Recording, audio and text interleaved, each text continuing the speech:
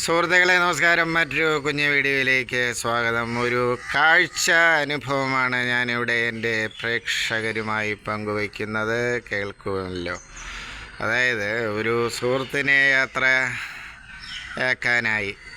ഒരു റെയിൽവേ സ്റ്റേഷനിൽ, നമ്മുടെ കന്യാകുമാരി ജില്ലയിലെ ഒരു റെയിൽവേ സ്റ്റേഷനിൽ ട്രെയിൻ കാത്തിരിക്കുകയാണ്. അപ്പോൾ ട്രെയിൻ വരാൻ ഇനിയും സമയമുണ്ട്.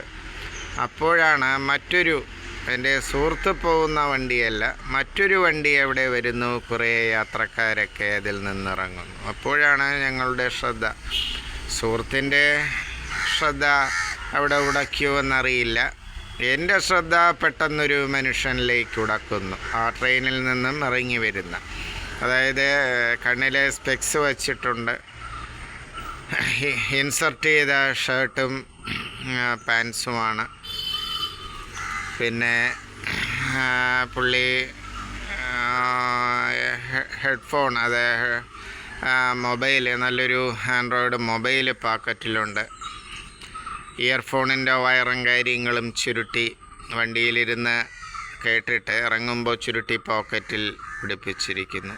എല്ലാം കൊണ്ടും പുള്ളി ഒരു ഭേദപ്പെട്ട ഒരു എക്സിക്യൂട്ടീവ് ലുക്കാണ്. പക്ഷേ പിന്നെ മുതുകത്ത് ഒരു ട്രാവലേഴ്സ് ബാഗും ഉണ്ട്. ഇതൊന്നുമല്ല എൻ്റെ ശ്രദ്ധ ഉടക്കിയത്. കയ്യിൽ പുതിയ ഒരു മൺവെട്ടി, പുള്ളി അതിൻ്റെ ആ ഒരു ലിവറിൻ്റെ ഭാഗം പേപ്പർ കൊണ്ട് കവർ ചെയ്തിരിക്കുന്നു.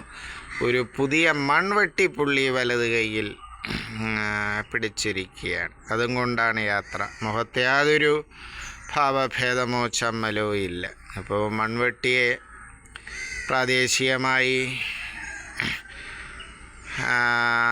മമ്മട്ടി അല്ലെങ്കിൽ കൈക്കോട്ട് തുടങ്ങിയ പല പേരുകളിലൊക്കെ അറിയപ്പെടുന്നു. അത് ഞാൻ വിവരിക്കേണ്ട കാര്യമില്ല, നിങ്ങൾക്കറിയാം. അപ്പോൾ ഇതിൽ നിന്ന് മനസ്സിലാക്കുന്നത്, പുള്ളി കൃഷിയെ സ്നേഹിക്കുന്നു, അല്ലെങ്കിൽ